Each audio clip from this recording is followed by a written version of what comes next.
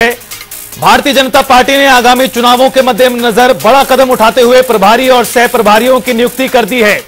हरियाणा विधानसभा चुनाव के लिए भी नियुक्तियां की गई। धर्मेंद्र प्रधान को हरियाणा विधानसभा चुनाव का प्रभारी बनाया गया, तो साथ ही साथ विप्लव देव को बनाया गया है सह प्रभारी।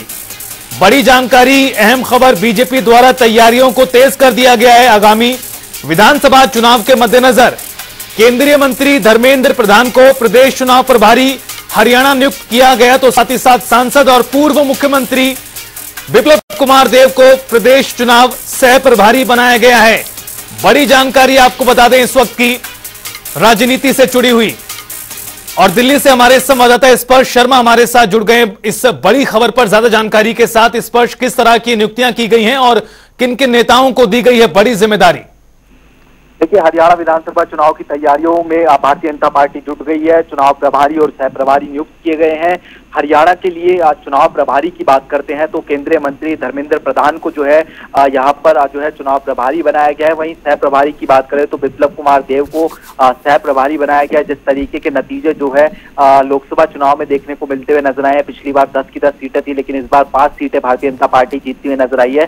तो ऐसे में तीसरी बार किस तरीके से हरियाणा में जो है सरकार रिपीट होती हुई जो है नजर आए, इसी को लेकर अब जो लगातार जो कवायद है या फिर कहें कि जो मंथन है वो भारतीय जनता पार्टी करती हुई नजर आ रही है। और इसी क्रम में जो रणनीति है वो भारतीय जनता पार्टी ने बनाई है। और यहाँ पर जो चुनाव प्रभारियों और सह प्रभारियों की जो नियुक्ति है वो अलग अलग राज्यों के लिए की गई है। हरियाणा के संदर्भ में एक बार फिर से हम जानकारी दे दें, केंद्रीय मंत्री हैं धर्मेंद्र प्रधान, उनको चुनाव प्रभारी बनाया गया है।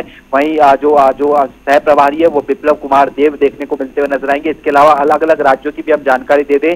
झारखंड के संदर्भ में शिवराज सिंह चौहान मध्य प्रदेश के पूर्व मुख्यमंत्री हैं, उनको जो है जिम्मेदारी दी गई है चुनाव प्रभारी के तौर पर। चुनाव सह प्रभारी हेमंत बिस्वा शर्मा होंगे। इसी तरीके से जम्मू कश्मीर की बात करें तो चुनाव प्रभारी जी किशन रेड्डी देखने को मिलते हुए नजर आएंगे। महाराष्ट्र की बात करें चुनाव प्रभारी भूपेंद्र यादव होंगे, केंद्रीय मंत्री हैं। चुनाव सह प्रभारी अश्विनी वैष्णव देखने को मिलते हुए नजर आएंगे। तो ऐसे में चुनाव हरियाणा में नजदीक देखने को मिलते हुए नजर आ रहे हैं और बीजेपी जो है कोई कसर नहीं छोड़ना चाहती, इसलिए हम देखते हैं कि लगातार बैठकों का दौर भी देखने को मिलता हुआ नजर आ रहा है और अब चुनाव प्रभारी और सह प्रभारी की घोषणा भी देखने को मिलती हुई नजर आई है। इस पर चुनावों में कई महीने का समय बाकी है अभी, और उससे पहले बीजेपी द्वारा ये फैसले क्या कुछ दर्शाते हैं? और एक और सवाल इसी से जुड़ा हुआ, विप्लव कुमार देव पहले भी प्रदेश बीजेपी के प्रभारी रह चुके हैं, इसका उन्हें कितना फायदा अब इन चुनावों में मिलेगा? देखिए, चुनाव में अब चूंकि बेहद कम महीने देखने को मिलते हुए नजर आ रहे हैं और दोनों ही पार्टियों की बात करें, कांग्रेस की बात करें, बीजेपी की बात करें, दोनों को ये लग रहा है कि सरकार कहीं ना कहीं जो है बनती हुई नजर आ सकती है। बीजेपी को रिपीट करनी है सरकार। कांग्रेस चाहती है कि जिस तरीके के नतीजे लोकसभा में आए उससे अच्छे नतीजे विधानसभा में देखने को मिलते हुए नजर आए।